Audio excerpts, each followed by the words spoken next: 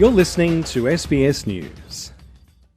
It's clear that Australian hardcore white supremacists have declared that it's open season on immigrants now, and they're trying to insert themselves into the conversation about this issue by stoking fear and division.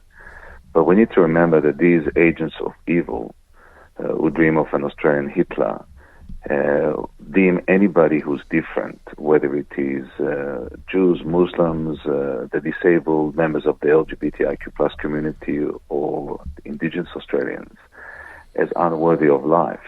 And we shouldn't allow this issue to become a wedge issue through which they publicize their outrageous beliefs and attract recruits to their warped cause. They are dangerous. They're domestic terrorists in waiting. And we have to push back and we have to fight against this evil. What can be done other than or in addition to the law enforcement response which we're seeing today in Melbourne? I've argued over many years, first of all, that we need to ban the public displays of the Nazi swastika, which the Victorian government and a succession of other states have now put in place. The next campaign that we have launched back in January is to ban the public displays of the Nazi salute.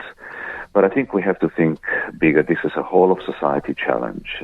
It is a threat to our way of life. And I've urged both the state and federal governments to look at the promotion of Nazi ideology.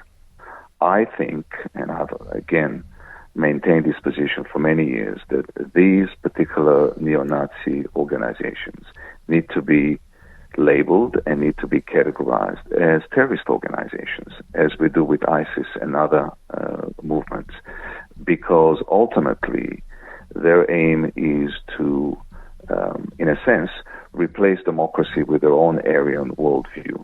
And as we've seen with shootings across the world, whether it's in Christchurch or whether it is in the Tree of Life massacre, or whether, we saw in the United States, we see many lone wolf white supremacist shootings.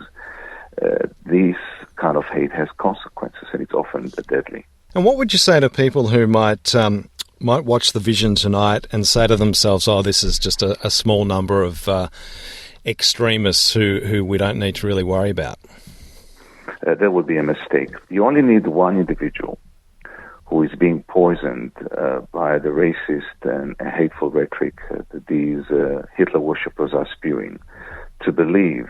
And this is important to realize. What we're seeing today is really driven by the Great Replacement theory, which is a core belief of neo-Nazi ideology. The idea is this, that the white race is threatened by extinction by a rising tide of non-white immigrants that are controlled and manipulated by a cabal of Jews. This is part of a global plot. And interestingly, Brenton Tarrant, who committed the Christchurch massacre, actually used the slogan, "The Great Replacement," in his manifesto. The worst thing that we can do is to underplay or dismiss the threat that they're posing. We have to take them at their word. They are serious. Yes, they keep saying that they're peaceful and they're non-violent. But history tells us that where white supremacists gather, violence usually follows.